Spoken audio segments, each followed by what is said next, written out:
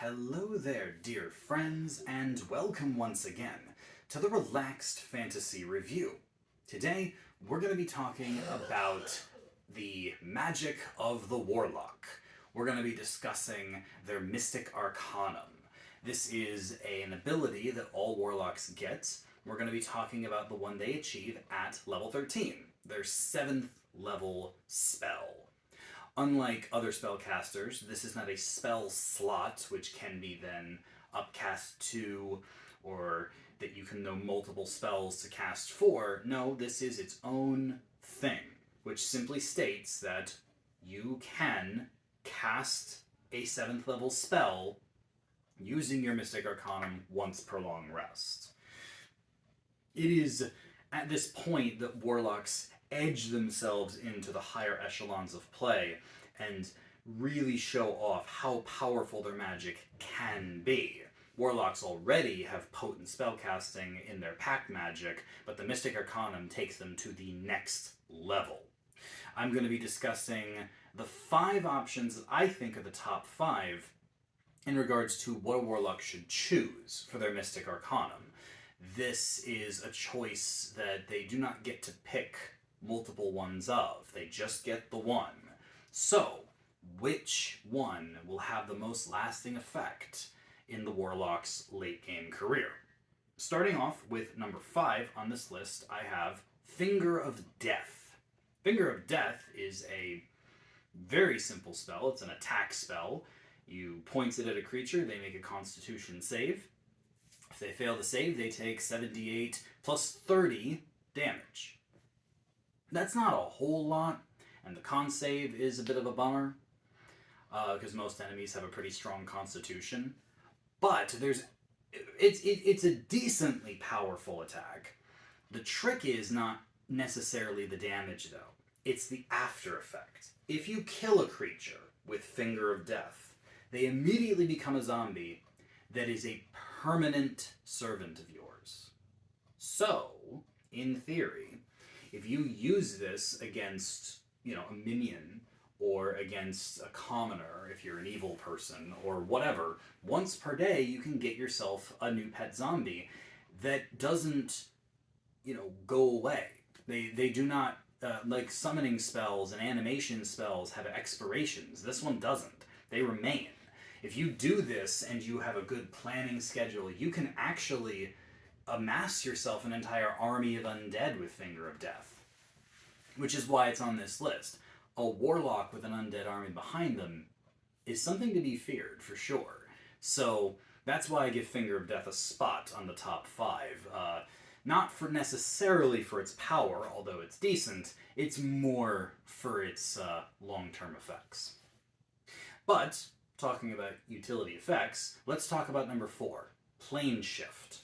Plane Shift is a teleportation spell, but specifically it's a teleportation spell that goes to other dimensions, other planes of existence. You use a special material, a tuning fork that's attuned to another plane of existence, and then you and several other creatures can just teleport to that plane of existence. You can either designate a location in that other plane, or you can go to a teleportation circle you're familiar with the sigil of. You can even use Plane Shift offensively against a creature that makes a charisma save. If they fail it, they then get sent to the plane of existence that the tuning fork is attuned to, with no way back. Like, if you do this against a creature that doesn't have a way to hop dimensions, or that doesn't have spellcasting of their own, yeah, they're stuck there. So yeah, that's a nice way to either one-shot an enemy, or potentially set yourself up for a later rivalry when they finally make their way back to the plane that you're already on. Of course, you could just send them back, which would be a funny little comedy sketch. But anyway, Plane Shift, powerful spell, both for the transportation and the potential to one-shot someone. But let's say that you want to do actual damage, not potentially one-shotting someone.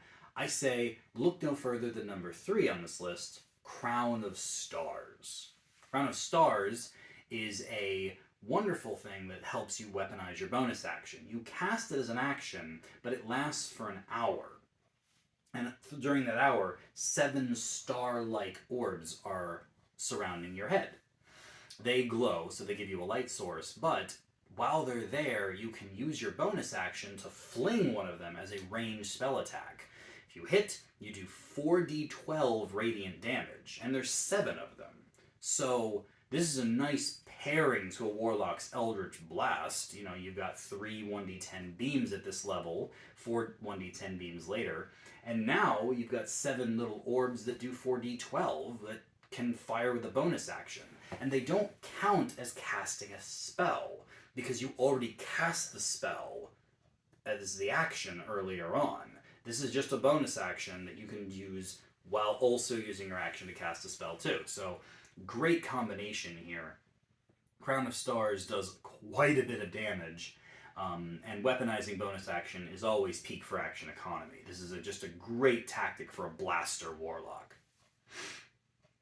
But let's say you're not a blaster warlock. What if you're a warlock that simply wants to be a spy, or wants to do all of the traveling, but not to other planes of existence? How about etherealness? Number 2 on my list. Etherealness I've seen used in many ways, but the main way is that it allows you to walk through walls and walk unseen. Basically, you step into the border ethereal. The plane that is on the edge of the ethereal plane. So you don't enter the ethereal plane, but creatures on the material plane, the real world, can't see you or hear you, and you can walk through objects and creatures like they're not there, but you can still see and hear into the material plane, effectively making you a ghost. You can't attack, you can't interact with objects, but you can see. You can even go straight up or straight down into the ground if you want to, using this ethereal movement. And the best part is that it lasts for up to 8 hours. So you can travel basically anywhere using etherealness, and unless a creature can see into the ethereal plane, you're invisible to them. Even invisibility, blind sight, that sort of thing won't see you. I've seen this used for spying, I've seen this used for scouting, I've seen this used for all sorts of shenanigans, and it's one of the greatest 7th level spells. And if you upcast it, not that a warlock can do that, but in the event that you could actually bring others into the border ethereal with you. So great spell, wonderful for any non-combat applicability. Finally, number 1 on this list, and this is the one that most of you probably know of, Force Cage. Force Cage is a powerful battlefield control spell. It creates a cage area that is unbreakable. Unlike Wall of Force, which can be disintegrated, this one cannot. It cannot be dispelled. It cannot be walked through, attacked through. Spells cannot be cast through it. Even creatures that are amorphous cannot squeeze through it. It is impassable. The only way to get out of Force Cage is attempt to teleport. And I say attempt because there's a saving throw involved. If you try to teleport out of a Force Cage, you have to make a Charisma saving throw. If you fail, your spell slot is wasted.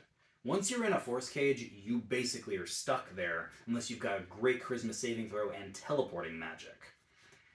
And what's cool is that because it's so powerful, you'd think it would require concentration, but it doesn't.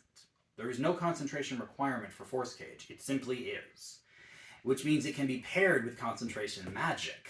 If you know Sickening Radiance or Cloud Kill, you can drop one of those on the battlefield and then drop a Force Cage the next turn to trap your enemies inside it, and like I said, unless they can teleport, they're dead. Like, that is a death box. That is a great combat trick. It also works for safety if you need to hide, or if you need to protect yourself from a massive attack. A Force Cage could work.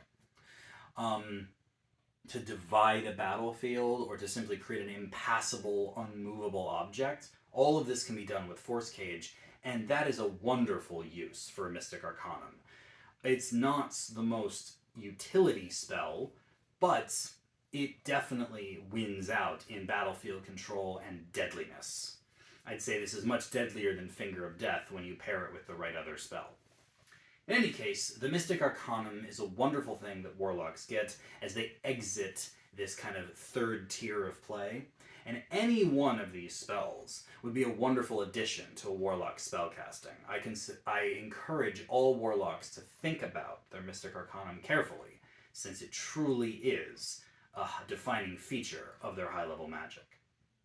This has been the Relaxed Fantasy Review. If you enjoyed the video, please like and subscribe down below, and keep your eyes peeled for more spellcasting reviews coming down the line soon. Have a good one, my friends.